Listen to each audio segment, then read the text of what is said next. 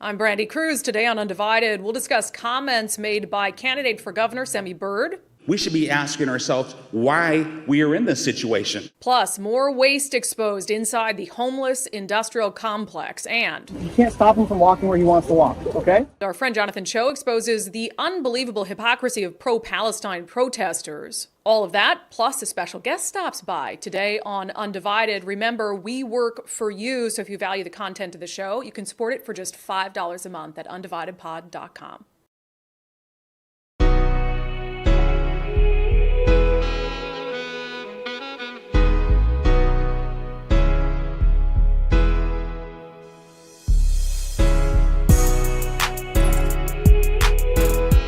Hello and welcome to Undivided. Thank you for being here. Thank you for your commitment to giving common sense a comeback. I'm Brandi Kruse, final live show of the week. But since it's our final live show of the week, I have to point out we have an awesome guest for this week's episode of Sundays with Subscribers. It is none other than the CEO of the Babylon Bee. Seth Dillon will be joining us. Remember, you do have to become an Undivided subscriber to watch our weekly show, Sundays with Subscribers. It is a perk for those of you who pay $5 a month. A great conversation with Seth Dillon. Interesting guy. I mean, we talk about everything from their renewed relationship with Elon Musk after he resuscitated their canceled Twitter account, and just talk about this balance between humor and making a point through their satire and through their headlines. So again, Seth Dillon, the CEO of the Babylon Bee, is our guest this Sunday on Sundays with Subscribers. So we're very much looking forward to that. And I also just noticed that I'm dressed like Cruella de Vil today. Well, half white, half black. It is almost Halloween, Nicole, and we're going to be dressing up in costume. I know. I wish you would have given me a little warning on that. You have days, because Halloween falls on a live show day. I already have my outfit picked up. I'm not picked out. I'm not going to tell you what it is. But Nicole, you'll have to ponder what you want to dress as. Oh, I've been pondering. I'm sure you have after I told you yesterday. Okay, let's dive right into it today. I'm not trying to be divisive about this, but there was something that really bothered me that happened, was that 2 nights ago? Yeah. So we did, I made an appearance at the KDH Freedom Series. I actually discussed this a little bit on the show yesterday, and I said, when I find the video, we'll play it on the show today. So I found the video. So also at the KDH Freedom Series were a number of elected officials and candidates, including 2 Republican candidates for governor, Dave Reichert and Sami Bird. Now, I've been clear that and I've said this many times, I think Dave Reichert's probably the best chance at being able to beat Bob Ferguson. And so in that sense, I support his campaign. Now, that doesn't mean that if he doesn't have stumbles along the way, I'm not going to do my diligence to point him out. It doesn't mean that we're not going to have Sami Bird on the show. We've had him on the show before. He's a very likable guy, and he's an interesting character. And so certainly we're still going to give both of them, equal airtime and all of that. But there was a couple things that Sami said that we've reached out to him about since. We've invited him on the show to discuss it further. One of them had to do with this idea that he and Dave Reichert, if they both stick with it up to the primary election, that they could split the vote in a way that would allow 2 Democrats to proceed to the general election. So when asked about that by our friend Jason Rantz, host of the Jason Rantz Show on KDH, here's what Sami Bird said. When we talk about splitting the vote, I came out in November of last year, just to make that very clear. I've been running for governor and campaigning all across the state, all up and down the I-5 corridor, the peninsula, the islands, and all throughout eastern Washington. So I was already out there running. We should be asking ourselves why we are in this situation.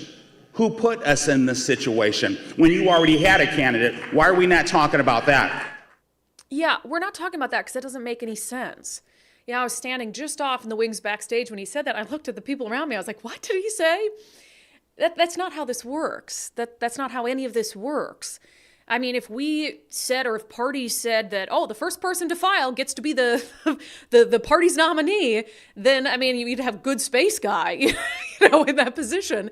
And so just because you decided to file first, just because you had been campaigning for 6 months before Dave Reichert entered the race, doesn't entitle you to not have another GOP challenger. I mean, in 2020, there were something like 20 Republican candidates for governor. I didn't hear one of them, including Lauren Culp, who filed very early, suggest that nobody else should have entered the race after he filed and started running. There's a very good reason Sami Bird had to file earlier and had to start campaigning earlier. No one knew who he was. He had no name recognition across the state, maybe in his corner of Washington, and he hadn't been in any high-profile elected positions or otherwise. And so, yeah, he was going to have to campaign a few months earlier than Dave Reichert. And I don't think Dave Reichert knew at that time that he wanted to run. So I just find that very odd and out of line with the spirit of our democracy. I mean, no one is entitled to the governor's office. Bob Ferguson isn't entitled to the governor's office. Dave Reichert isn't entitled to the governor's office. Dave Reichert isn't entitled to run unopposed, and you don't hear him claiming that he is. And Sami Bird isn't entitled to run unopposed just because he started campaigning first. It just was a strange remark to me, and it was very divisive, almost like, how dare he? How dare he, someone who served for a long time in Congress, someone who served his community as a police officer, how dare he run against me? Like a former Richland school board member? That's a weird entitlement. And so I hope that Sami Bird clarifies what he meant by that and comes on the show to talk to us about it. But that's not the only thing that kind of bothered me. So there was this other... So the way that the KDH Freedom Series worked with this is they had Dave Reichert come out, and he was interviewed by a host, Brian Suits, and then Sami Bird came out, and he was interviewed by Jason Rantz. And so Jason talked about, and the kind of preface of this is Sami Bird is referring to kind of the differences between him and Dave Reichert and the qualifications he has for the job. Who are we? What do we stand for? That's what I want everybody to consider. It's not just about winning. You win in different ways.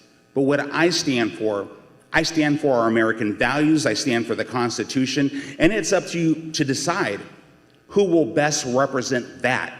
And so when I hear people talk about name brand recognition with a number scale and how much money you have in a bank with a number scale, we should be talking about the content of a person's character. We should be talking about their resume. We should be talking about their service. That's what we should be talking about. I mean, I agree. We should be talking about the content of someone's character. We should be talking about their resume. We should be talking about their service. But is he suggesting there, and I'll read a tweet where he seems to double down on this, that in a moment, that Dave Reichert doesn't have good content of character, that Dave Reichert doesn't have a good resume, that Dave Reichert hasn't also served his country by being a police officer? And he mentions there, and he frequently has dismissed the amount of money that he's bringing in versus Dave Reichert, the name recognition as if it's not important. Name recognition is important. I mean, I don't particularly love that is such a huge factor going in and that you have people who just vote for the name that they recognize. But to act as if that isn't important in a statewide race is just naive. Of course, name recognition matters. If the name recognition is positive, I mean, you could have someone who people know but they hate, and that doesn't particularly help them very much. And of course, fundraising is important. That is in our current system, unless you're going to break it down and rebuild it from the studs, the amount of money you're able to raise and bring in, it's not only important, but it's a direct reflection of how much support you have out there. Yeah, you could say that Dave Reichert has some bigger money donors than Sami Bird does. But at the same time, if he is as popular as I think he's, putting himself out there as, then he should be raising enough money to be able to stay in the race, at least up to the primary. So I don't understand the dismissal of the importance of raising funds and the importance of name recognition. But I'll say more than anything on that, I think one of the things that bothers me is the dismissal of Dave Reichert as a career politician, as if once you are in office, everything you've done before that point doesn't matter anymore. And it bothers me particularly as a supporter of law enforcement. So Sami Bird put out a tweet. We've also asked him about this. Again, he's more than welcome to come on the show. Would love to have him on to talk about this. He said, while some are blindly focused on the notion of backing a candidate that, quote, can win, based on big money and donor relationships and name brand recognition, we, the people, will be voting for the candidate with the resume and experience to actually do the job. experience matters, and we, the people, are ready to replace career politicians with career Americans. It's time to put people over politics. And he has what looks like a picture of a service member with an American flag, and Sami Bird served in the military. But again, we, the people, will be voting for the candidate with the resume and experience to actually do the job. Are you saying that you have a bigger resume and more experience to do the job on paper than Dave Reichert? That doesn't make any sense. And I'm not saying that someone being in Congress or being in politics qualifies them for a position. I mean, look at Jay Inslee. I don't think that he's qualified to be taking out the trash at the governor's mansion, let alone being the governor for 12 years. And so I'm certainly not saying that equates, but the thing that bothers me the most about that is he's suggesting that his service in the military is what qualifies him. I think military service is a wonderful qualification to serve in politics. You have fought for your country. And I think that is, again, absolutely a qualification to run for office. But did Dave Reichert not serve his community and serve and sacrifice and put himself on the line for decades as a member of law enforcement? Are we now saying that service doesn't matter at all and that that's not a service to your country? So I want clarification from Sami Bird on that. I'm going to be honest, that bothers me quite a bit. And so we've invited him on. I hope he clarifies. This is also by the way, the subject of today's subscriber poll, which we started doing every single morning. And I will say that the poll results so far are overwhelming. But the question I asked, I said in a recent appearance, here's what Sami Bird suggested. I said, do you agree with Sami Bird that since he filed first, essentially, Dave Reichert should not have entered the race? Over on Patreon, the current poll results, like I said, are pretty overwhelming. 1% said they agreed with Sami Bird. 96% so far say no, they don't agree with him. And around 2%, 3% said they don't have an opinion. A few of the comments. Let's see. Daniel says he showed his true colors. Look at his resume. Court-martialed, lost a recall by 10 points in a cult plus 20 area. He says he visits all over the state with Republicans. Too many are obsessed with having their candidate than actually winning. I continue to see Bird supporters say Reichert has a bad voting record, then get into the details like which bills. Let's see. Y said the whole reason for democracy and its process is to give us, the people, choices. Just because you entered the race first doesn't give you the right to be the only candidate. I never liked that attitude. Over on locals, kind of similar. 92% said they don't agree with that sentiment, at least. 7% said that they do. A couple comments from you guys on locals. Weisscastle says, if Bird has real concerns and believes it's a concern, the Wa Republican Party should poll the current candidates and then negotiate down to one. We all should want the strongest candidate and not the first candidate, which again, of course, we're also end up with Good Space Guy. Like, I got in there first. If you don't know who Good Space Guy is, he's sort of this weird figure who just runs for everything. Let me see. Todd Welch says, no one has a duty to party. If Dave or Sami think they're the best candidate to become the next governor, then run. I would have to say that Dave actually has a chance. Sami has none, in his opinion. And again, I don't think Dave should be able to run unopposed either. The one of the things, Nicole, can you bring back up the Sami Bird tweet for me quick? You guys know I'm a big lover of this nation's founding, of the Constitution. I take issue with the continued use, and it was similar with Lauren Culp, of the phrase, we the people. And the way that it's being used almost to drive a wedge as opposed to bring people together. I mean, we the people should be one of the most inclusive phrases there is, but when he says we the people will be voting for a candidate. So are the only people who are included in we the people who vote for him? Like, no, I'm sorry, we the people includes everybody. We the people includes Shama Sawan supporters. We the people includes people who are voting for Bob Ferguson. And I think if you lose sight of what we the people means, then you lose sight of what it means to actually be a leader and serve people. And that concerns me as well. So anyway, we will reach out. We have reached out to Sami Bird. If there's a clarification to offer, I sure hope to hear it. But it's no secret that I want a Republican in the governor's office. Because we need to get rid of this one-party stranglehold on the state. It's not healthy. Look at the crazy stuff that they've pushed through that impacts our lives every single day, impacts our health and our happiness and our pocketbook. We need balance in the state. I want a governor in the governor's office. But of course, I'm going to tend toward the person who looks like they might have a better chance of winning. And what I don't want is for Republicans to get into, for lack of a better word, a circle jerk around one, can I say that? Around one candidate. That's what happened with Lauren Culp. I mean, look, if social media excitement If yard signs won elections, Lauren Culp would be the governor of Washington state. If you could win elections on social media, Arizona would have Kari Lake as the governor. So you have to get outside. Is this again, I'm just going to say it, I know it's grotesque, but a circle jerk? Or is this someone who actually is capable of winning Washington state, is capable of winning the percentage that they need to win in King County? Of course that matters. Of course that matters. I mean, 2020 was perhaps the best opportunity Republicans have ever had to date to win the governor's office. We were in the middle of a pandemic. You had Jay Inslee running for a third term. I mean, give us someone else. And then because there was this kind of, I think, false built-up excitement among a certain faction of the Republican Party around Lauren Culp, and you had 20 people on the ticket, then he went through and it ruined the chances and he lost by 500,000 votes. I will also note, Weiscastle pointed this out on locals, Republicans are planning to, at their state convention, choose a nominee, vote on a nominee. I have asked Dave Reichert and I have asked Sami Bird, well, we've had him on the show, will you abide by who the nominee is? Now, they both believe they're going to be the nominee, but they both said yes. And Sami Bird said yes, too, unequivocally. He did commit to that. And so as long as that commitment holds true for both of them, then you won't have to worry about vote splitting in the primary election. You just have one Republican candidate on the ticket. So anyway, interesting. We got a lot of responses to that subscriber poll. And by the way, we're going to keep that poll open. So if you'd like to become an undivided subscriber, you can weigh in on our polls every single day before the show.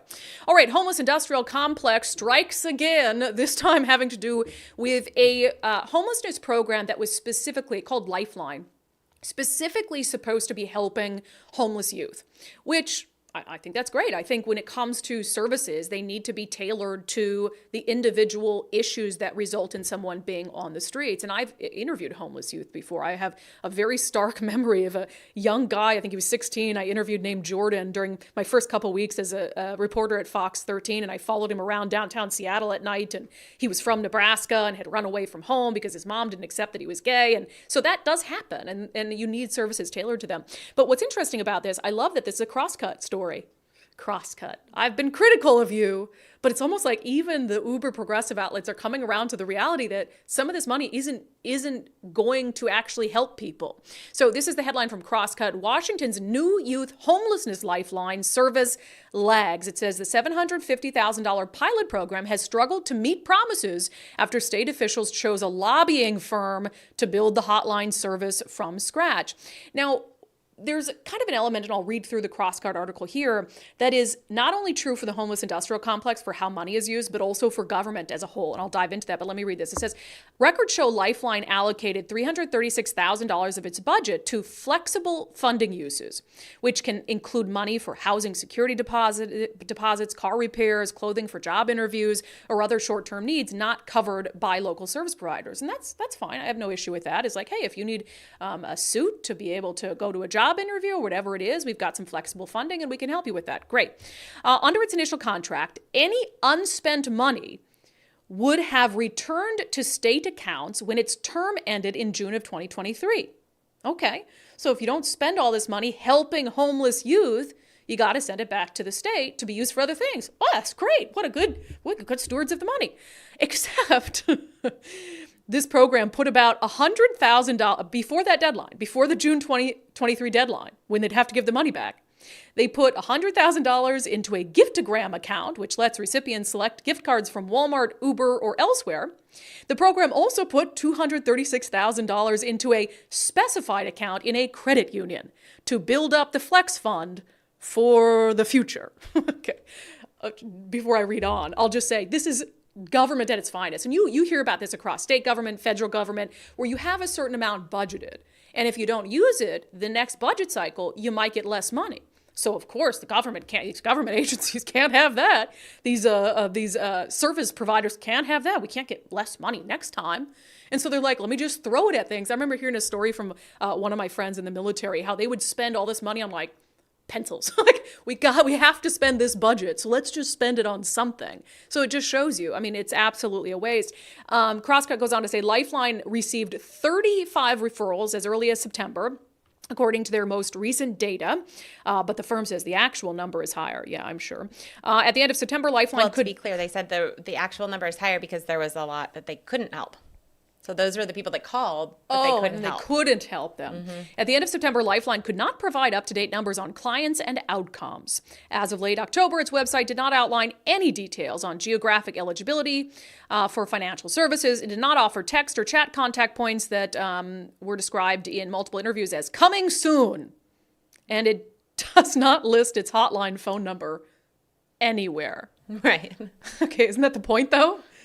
That they were going to build the hotline service? But isn't it funny? I think Don't you have to have the number? Should be part call of the hotline?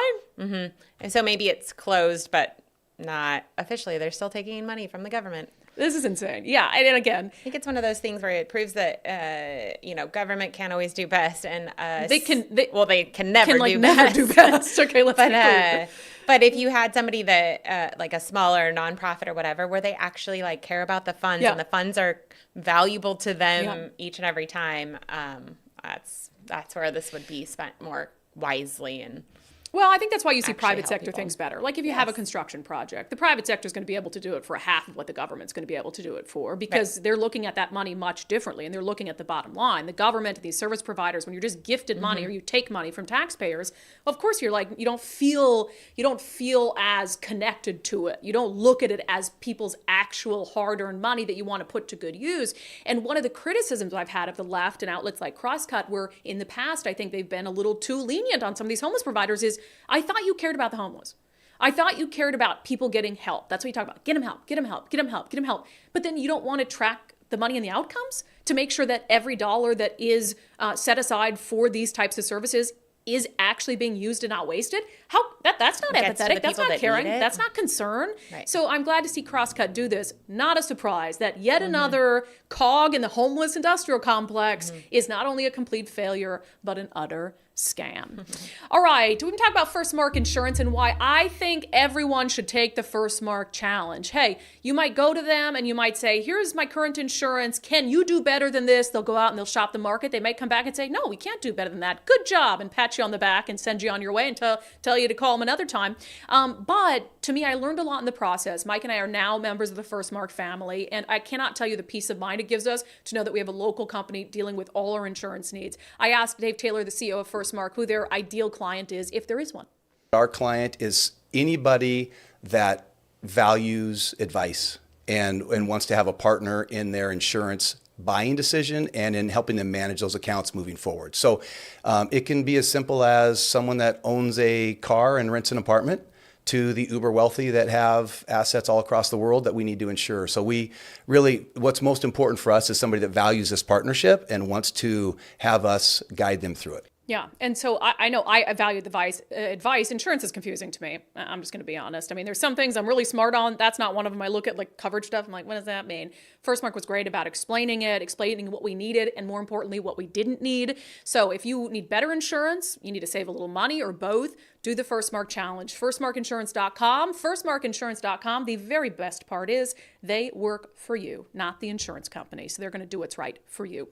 All right, there was another anti-Semitic rally at the University of Washington, and our friend Jonathan Choe also used it as an opportunity to expose the utter hypocrisy of some of these protesters. Let's get to it in our segment, Unbelievable.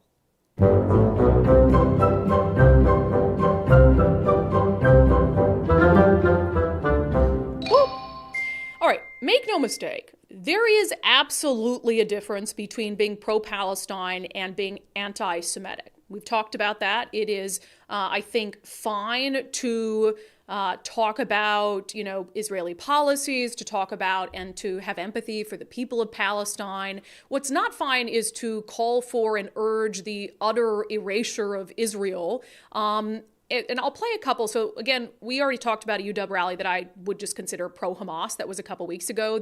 Their flyer literally had a Hamas paraglider on it. And it was like, oh, yay, celebrate this person. And they were paragliding into a concert where they murdered and raped people. Super weird stuff. But so at this particular rally, and this is from Kate Stone, right? Cairo radio reporter. Correct. There were some of the usual chants, but chants that are basically a euphemism for calling for the erasure of Israel. Free, free Palestine! Free, free Palestine! Free, free Palestine! Free, free Palestine! From the river to the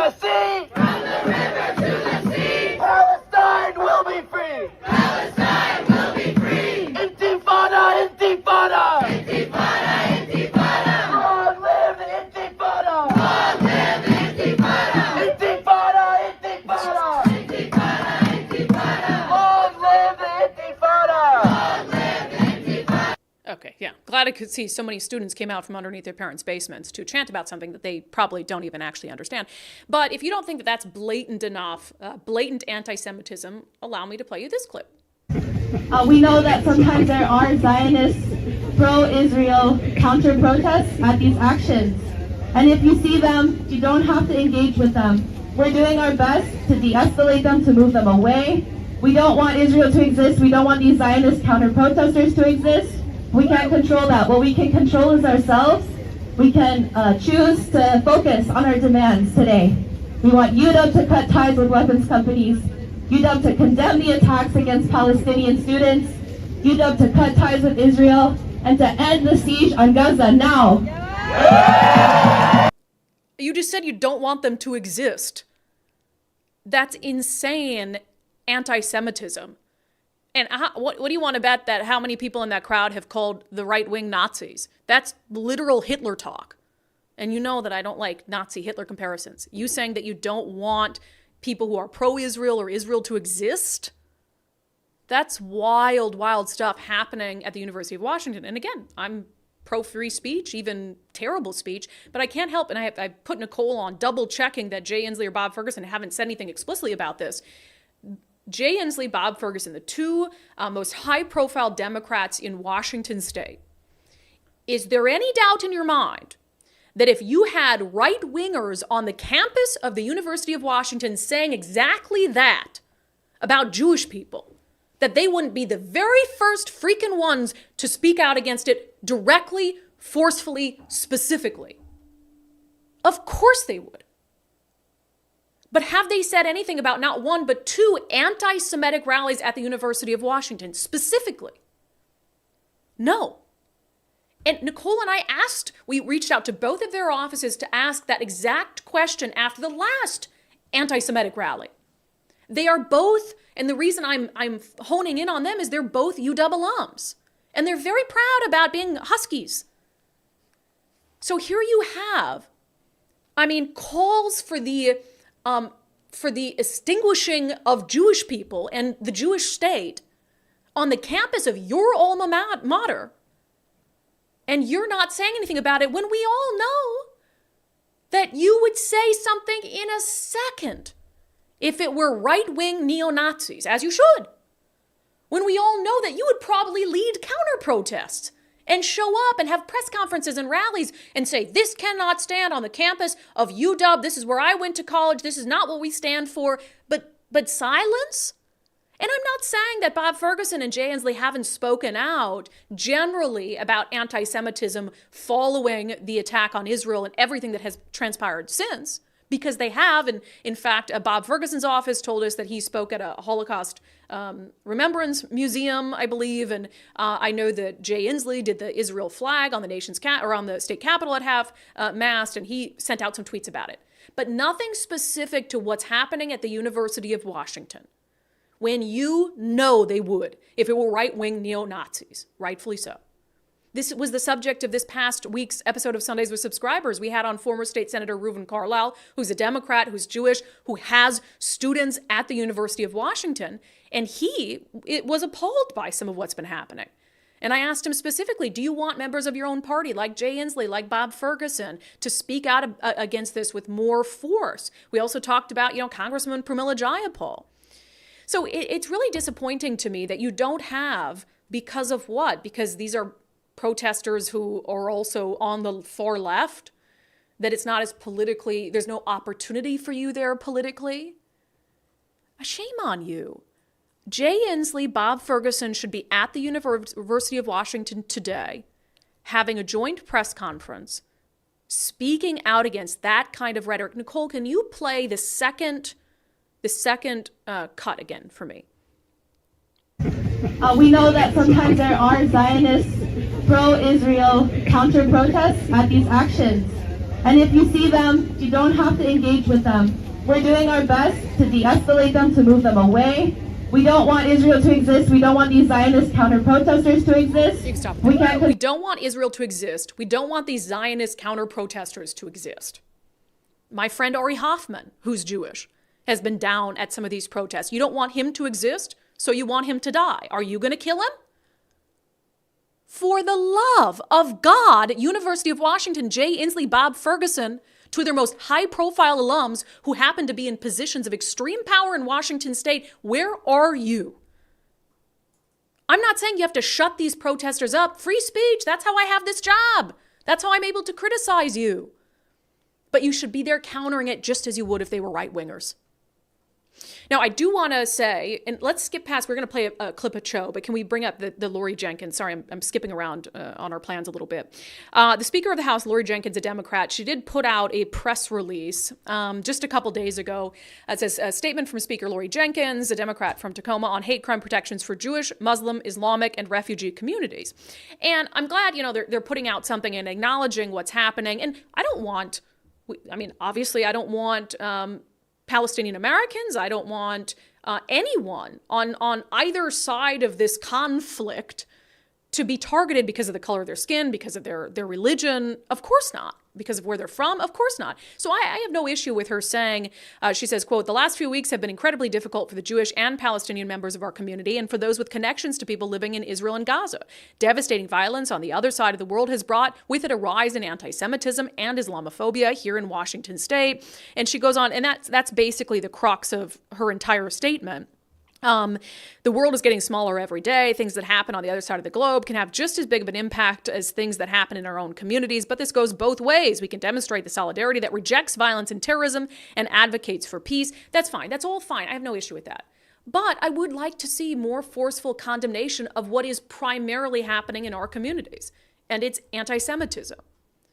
And you're saying kind of there's an equal amount of both happening in Washington state. No, that's not true.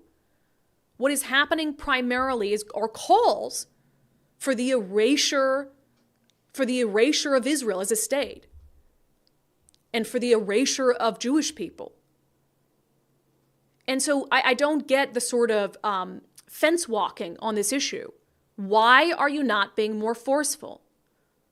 It's incredibly hypocritical when we know you'd be more forceful if the perpetrators of the anti-Semitism were on the other side of the political spectrum.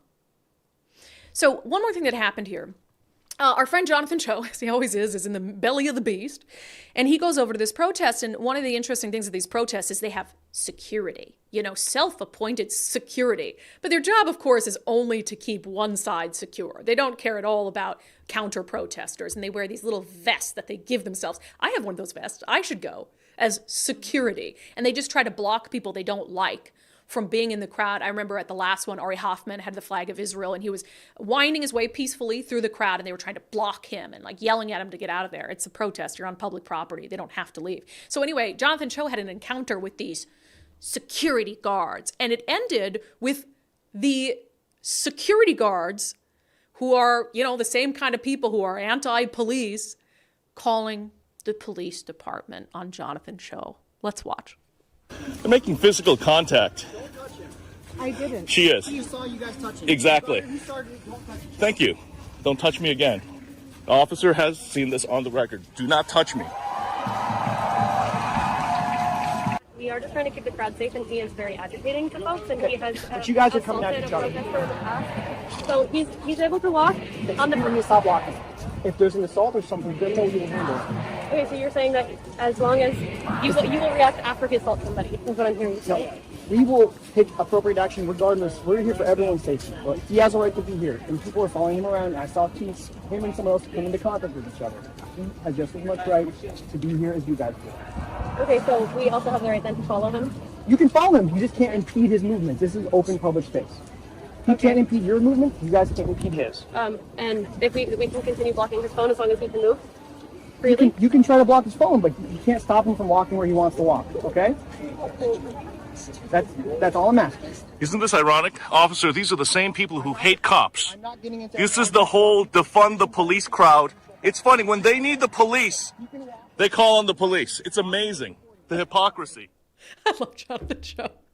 I love Jonathan Choe. But he's right.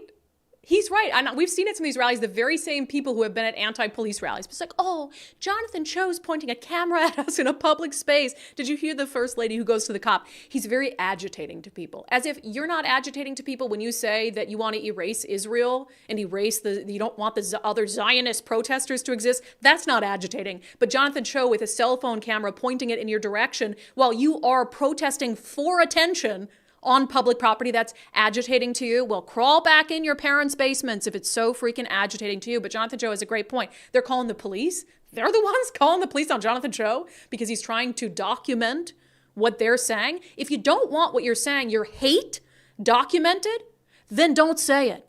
Certainly don't say it out in the public square. Ridiculous. Absolutely unfreaking believable. Deep rest today, Brandi. All right, we've been talking about the Eastside Weight Loss Clinic plan. I got multiple texts this week, Nicole, from people who are like, that's it, I'm giving in, Brandi. I'm calling Eastside Weight Loss Clinic. I'm going to do a free 15-minute consultation. It's because I was saying I started the program this time last year, November 1st. By the end of the year, I'd lost almost 30 pounds. It felt great. I was in Vegas with Nicole celebrating, wearing smaller clothes. And I posted a picture recently of me at an event this time last year, and then me at the exact same event wearing a very similar dress this time this year. And the difference, just Eastside sells itself whenever I post these pictures because I really do look, and more importantly, I feel so much better. And just trying to prioritize my health. And I've heard from so many of you who have started the program are getting fantastic results. So if it sounds like something you might want to look into, you can schedule a free 15-minute consultation with Dr. Ryan Coogan and his team. It's totally free. And you can do it virtually. You can do the entire program virtually. If you're in Timbuktu, you can still do it. EastsideWeightLossClinic.com, EastsideWeightLossClinic.com. All right, dipping outside Washington State, an update on the infamous fire alarm pulling incident in Congress. Jamal Bowman, the Democratic congressman who said he inadvertently pulled a fire alarm in a Capitol office building, definitely didn't do it to delay a vote that Democrats desperately wanted to delay. Well, he is now facing criminal prosecution. This is according to NBC News. Rep. Jamal Bowman to plead guilty to a misdemeanor for pulling a fire alarm in the Capitol building that happened in the Cannon office building on September 30th.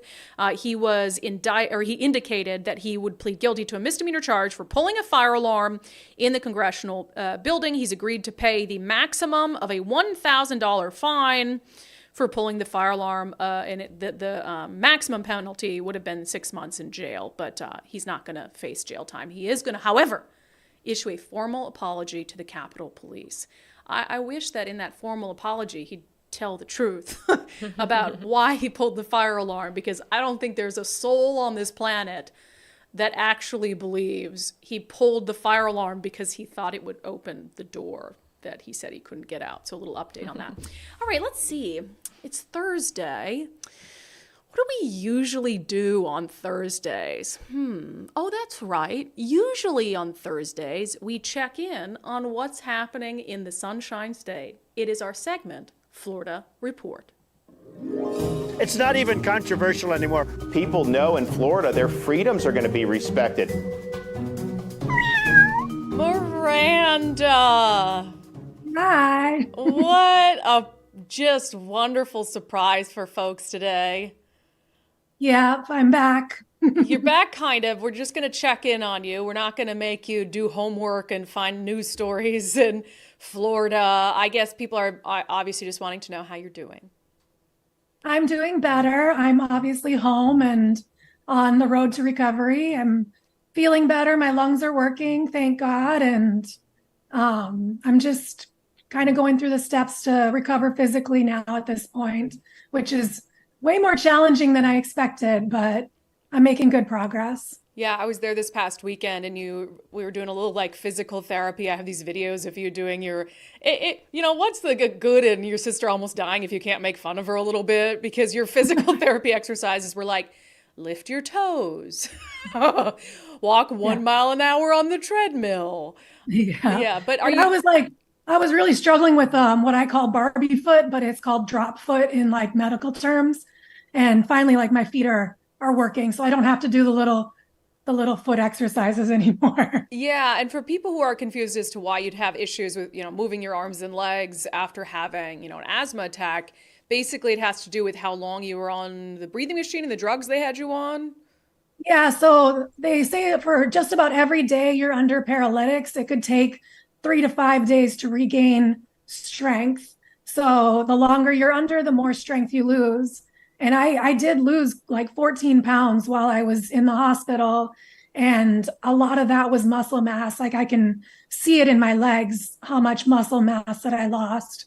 So it's just a lot of physical recovery just because of how long I just was laid there in a hospital bed, not really eating or moving. So yeah, and one of the other things I got to see while I was there is your reunification with your dog, who's, if people are watching, he will not leave your side now. He won't leave my side. He was having a tough month too without me home, and he turned 13 while I was in the hospital. So he just missed me a lot. So he's pretty much attached at my hip for the last few days that I've been home. Yeah, well, we won't make you do this much longer, but I know that you wanted an opportunity to kind of thank everyone for their thoughts and prayers, so go for it.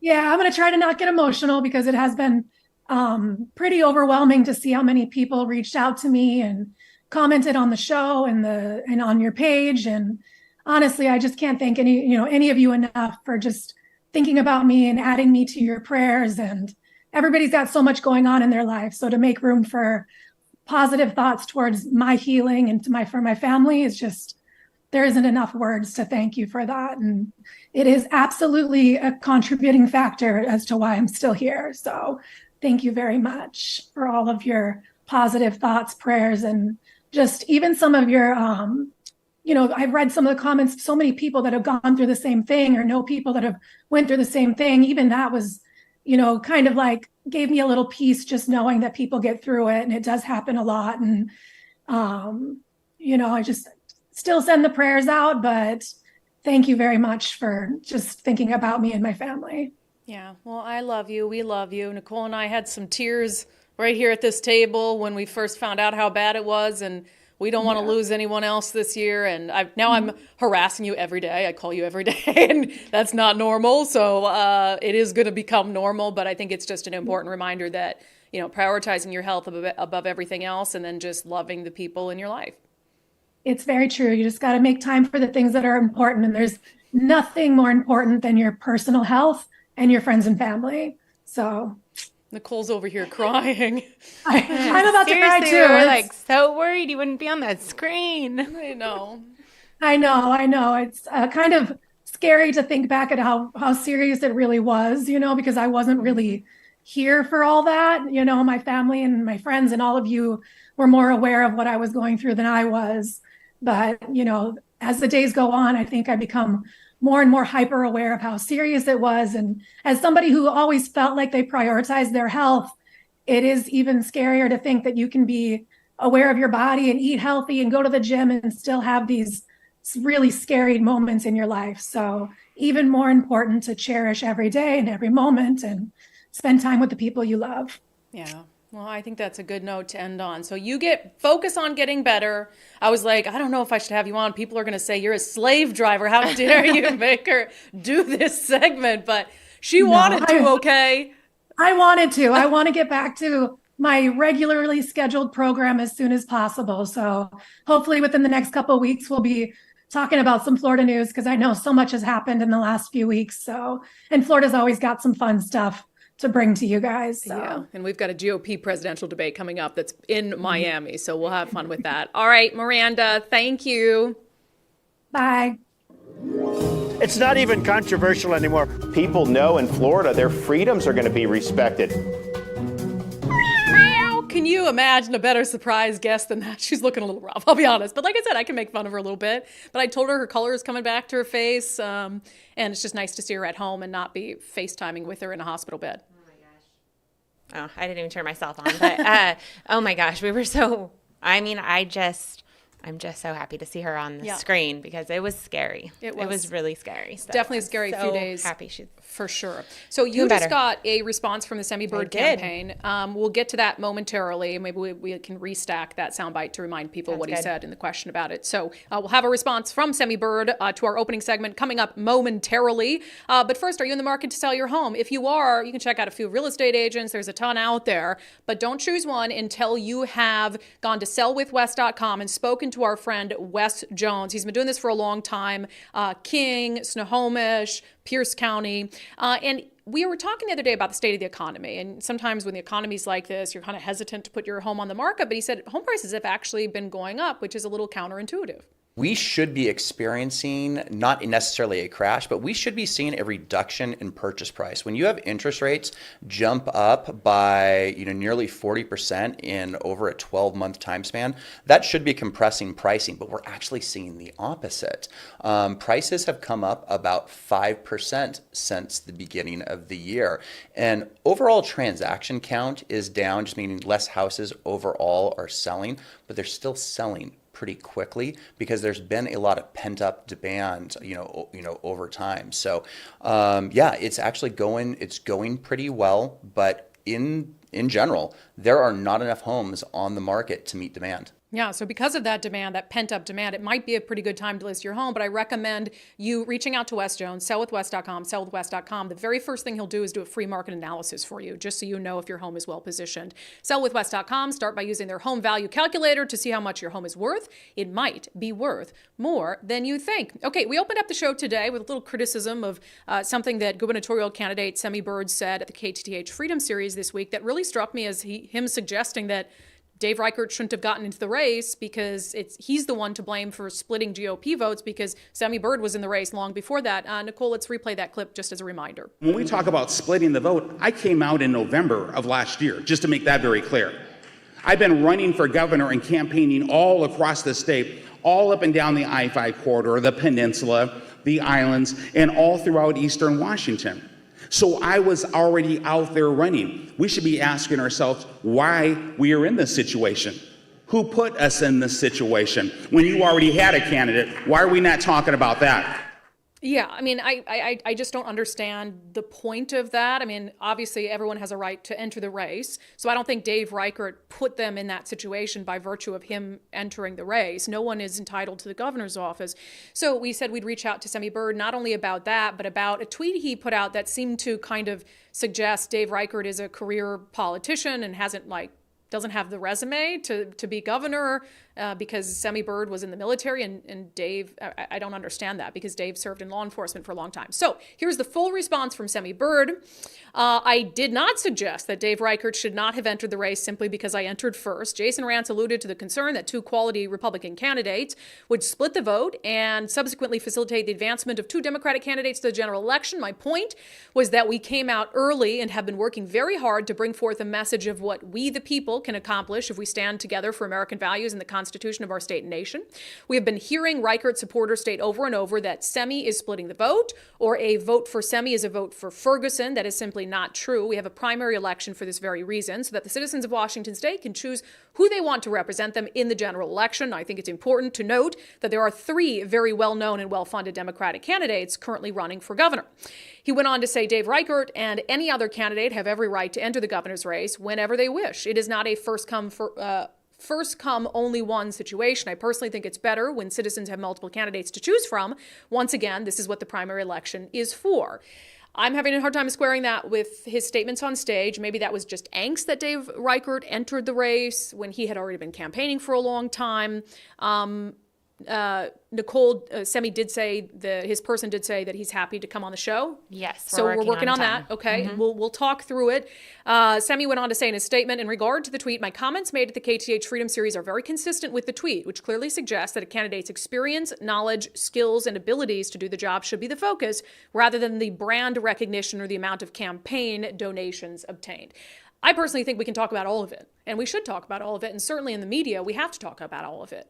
you can, have someone who might be way more qualified for the job. I mean, i.e. the example I gave with Jay Inslee, and he was in politics for a long time, but clearly he's just not the person for the job, right? But you also do have to talk about the feasibility that someone can win. Can they feasibly win? You have to get, how many, 2 million something Washingtonians to actually fill in the circle for you? Can you do that? Can you do that? Do you have the donations to get your name out there, to be able to be running ads? Do you have the name recognition? Have you earned the name recognition? So yeah, we can and we have to talk about all of those things. And all of those things have to be considered by a party when they're deciding, can our candidate, if this is the person moving forward, can they actually win? Which is the most important thing at the end of the day. All right, before we get to your questions and comments, of which there are many today, because we've had quite the banger of an episode, if I don't say so myself, we always chat with our friend Zach Abraham this time on Thursdays, knowyourriskradio.com, knowyourriskradio.com, to make sure that we all survive the eventual collapse of Bidenomics. One of the things I want to talk to him about today is, a lot of you will probably be putting money into a 401k. You might have an employer that's matching it, but should you change your strategy when you are in uncertain economic times like this? Zach Abraham, welcome back to Undivided. Well, thanks for having me again. Well, I'm excited to, I actually want to talk about, we have no audio. Do you want to get back to it? Yeah. Okay, we're going to get back to Zach Abraham. You want to try it again? Yeah, let's try it again here. Hey, give me just 2 seconds. What a failure. I don't know why it did that, but let's try a different. What a failure. I know, that was fail. Here you go. Zach Abraham, welcome back to Undivided. Well, thanks for having me again. Well, I'm excited to, I actually want to talk about what you're going to do on what you're going to cover on your show this weekend, because it's really interesting, but we'll save that. And I told you that I want to talk about 401k for dummies. And by dummies, I'm calling myself a dummy, not my wonderful, intelligent viewers and listeners. But this is something I've struggled with a lot, especially since I left my job at Fox, because, when I see the economy like it is, and I'm putting my own money into a 401k, sometimes I'm like, well, why would I continue to dump the same amount in that I always dump in if the economy is just going to go to crap? Right. So can you walk me through that and advice for people about, because you've been talking to me about the state of the economy and how it's like, it's like a house of cards. So should people just stop dumping money into their 401k if they're going to lose it anyway? So great question. So here's the thing that we have to think about.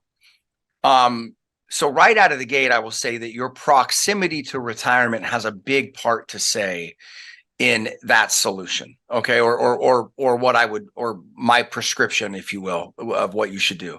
So generally speaking, if you're within 5 to 10 years of retirement, that to me is a separate category. We refer to that as the retirement red zone, right? Meaning when you look at economic cycles, timing of things, all these different types of things, average annual gains on the market, when we're within 10 years or less of retirement, we need to start gradually dialing back the risk.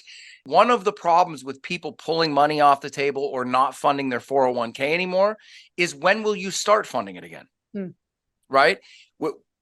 Probably way after there was a buying opportunity in stocks, right? If you're most people, because the time we want to be buying them is when everybody's the most afraid, right? Which is not now, right? So, and that's the biggest issue. So if you're younger, let's say if you're more than 10 years out for retirement, I tell people this all the time.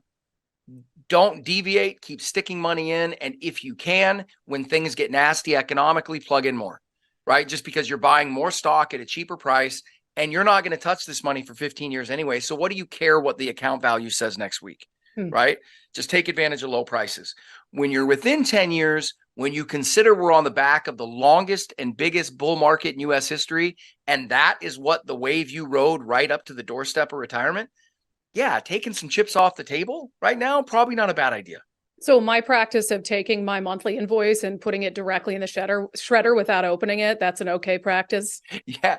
No, well, honestly, for 401k people, yes. And I tell our clients this, I go, look, when you're under that age, the only thing that matters, and there's so much data that shows this, but is time in the market, right? Just keep putting money in. If you have somebody keep contributing to a 401k, go look at the year 2000 to 2013. The stock market was flat. It went nowhere, right?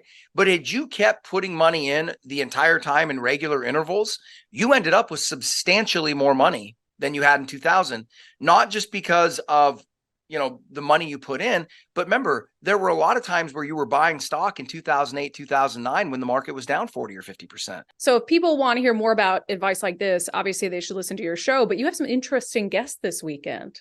Yeah. And it's kind of one of the things, I think people get it mistaken. We've tried very hard not to make our radio show an infomercial. Yeah. Just because I loved radio growing up, and I would always be bummed out when I turned on AM radio and heard like the replacement show, the infomercial type thing, and you're like, oh man. So anyway, the whole point of it is trying to take complex issues and break them down so the average person can understand what's going on. So one of the great ways we do that is by getting really good interviews. We have had a lot of big gets. I'm as excited for this as any of I've done this weekend. We're having two of the actual characters, two of the real players from the movie and book, The Big Short, that were actually on if people were a fan of the movie, there were two of the guys that were on the hedge fund team that Steve Carell's character managed. And so getting those two guys on, hearing the story of The Big Short and the housing collapse from their inside perspective. And then they run a fund now, and they were actually up 130% last year alone. So I'm excited to hear about what they're into now. They also made all that money being short technology stocks last year and long energy stocks, which is what we were pounding the table on. And so I'm really interested to hear how they structured their trades, how they did it. And then, I think we all know what a fascinating story The Big Short is. So being able to talk to those guys in real life should be a fun one. Yeah, that's cool. I'll have to listen, but I also need to go back and watch the movie again because it's been many years since I saw it.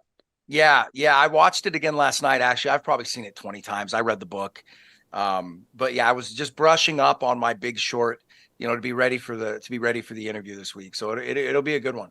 Yeah. Well, that's kind of in your wheelhouse. It's like I've watched the movie Anchorman like 100 times. Well, I've watched that like 100 times too. Yeah, exactly. Yeah. And I'm not even a member of the media, but no, stay classy, San Diego. Yeah, it's exactly like that. No difference at all. All right, Zach Abraham, we appreciate it. You bet. Thanks for having me. All right, so if you need some investing advice, need to figure out how to survive Bidenomics, especially if you're really close to retirement, or if you want to check out Zach's radio show, visit knowyourriskradio.com. knowyourriskradio.com. We'll see Zach back on the show next Thursday. All right, let's get to questions and comments. A lot on the segment we did on Sami Bird. I'm glad. Thank you, Nicole. You're so good at your job for getting Sami's response in a timely manner.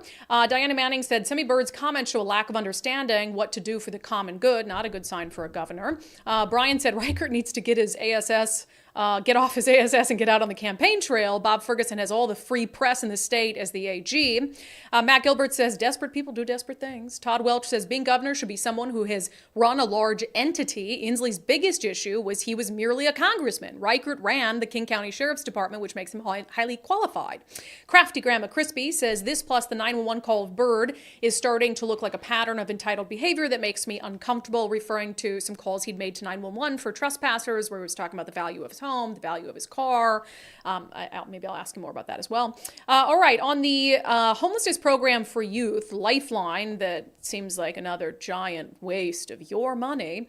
Two Ladies Midwest Adventures says, I remember when I was in the military, we purchased batteries from public places to fill our budget because the government batteries cost more and the others worked. All right, on the UW protests, Rodney says, didn't Fergie set up an office to combat hate speech? Not that kind of hate speech. Rick Johnson says, we need more Jonathan Choes. I agree. On the congressman who has agreed to plead guilty to a misdemeanor for pulling a fire alarm, Haynes says, best comment maybe of the week. As a former 12-year-old, I can understand his motives.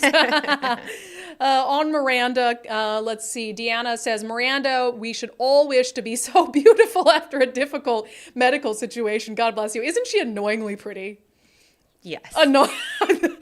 Trust me, I've dealt with that my whole life, except like 9th grade and before, because she was rough looking. I just see a kid picture of her and I was like, that's you? That was Miranda. I'll have to find on Halloween. There's this great picture of Miranda in a Halloween costume in like the 9th grade. Looks nothing like her now, and she hates when I show it to people. So I'll show it to people. Well, not yet. Not while she's still sick. Yeah, I can. She's my sister. Come on. Like I said, how can you got to get through some of these situations with humor. Okay. Daniel's Circus Adventure says, what a great surprise. I'm so glad Miranda's making good progress with her recovery. Samantha Olson says, oh, Miranda, it's so great to see your face. Hearing you talk brings back all the feels. No truer feeling than not being able to identify with those who were so scared for your life when you were down. Yeah, and that's a weird feeling. That's been really hard for her emotionally, is not knowing what she went through. One of the things my aunt recommended, so if you ever have a family member who has to be intubated or they're unconscious or something like that, my aunt, who was a charge nurse in the ICU for like 40 years, she suggested we do a journal. So she said, journal every day, what the doctors came in, what was said, what happened, just personal things. You took pictures. And so we had a whole printout ready for her when she was ready to read it, so she would have some idea of what she went through. So, and she says that was very helpful. Yeah, both you and your brother were there and left before she even woke up, right? So I mean, you had to leave before she woke up, so she was able to like piece together things or whatever. Yeah, I think that's a really cool thing. Exactly. So no, but seriously, thank you all for the love for her, and it meant a lot to her. And she was gone back and read some of your comments and stuff. So I'm glad that she got a chance to check in. We'll put her back to work, actual work soon. Whew! Like I said, we're not losing anyone else this year. Or next None of year. you are allowed to die. Or next year, stop. Yeah, or ever. Never. All right. Okay, let's get to our closing sanity check for today, and it is about this situation with the governor's race. So look, whether Sami Bird, truly felt as if or feels as if he should be in this race unopposed, or whether he was simply expressing frustration that people want him to be the one to drop out when he's the one who's been campaigning for longer, I would highly encourage Sami Bird, and Dave Reichert for that matter, and anyone in this state who has the common sense to recognize that we need a break. We need to move on from the last 12 years that have saw declines in our state when it comes to our quality of life, when it comes to our safety, when it comes to our affordability. We cannot lose sight of the goal. The internal bickering, the personal attacks, the diminishing of one person's resume and experience above the others. All those things, we need to talk about. We need to have conversations about the winnability, the name recognition, the funding.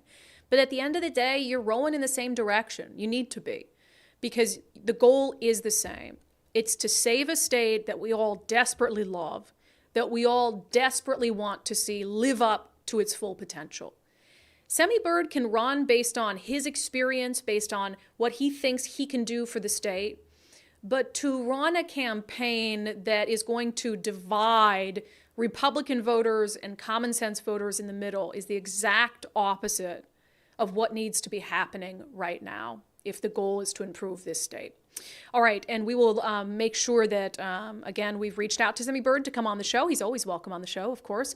And so we will hopefully have that interview with him soon, possibly next week. Before I let you go, a reminder, there has never been a better time to become a subscriber to Undivided. Why? Because this Sunday, on Sundays with Subscribers, we're going to be joined by the CEO of the Babylon Bee, Seth Dillon. Loved this conversation. I got a chance to meet him at an event a couple weeks ago. Just a cool guy, funny guy, smart guy. So he's going to join us on this week's episode of Sundays with Subscribers. To watch that episode every week, you do have to become a subscriber to the show, undividedpod.com, undividedpod.com. We work directly for you, and we love that model. And we only exist because there's a lot of people who want to pay $5 a month so we can talk about the things we talk about. So undividedpod.com.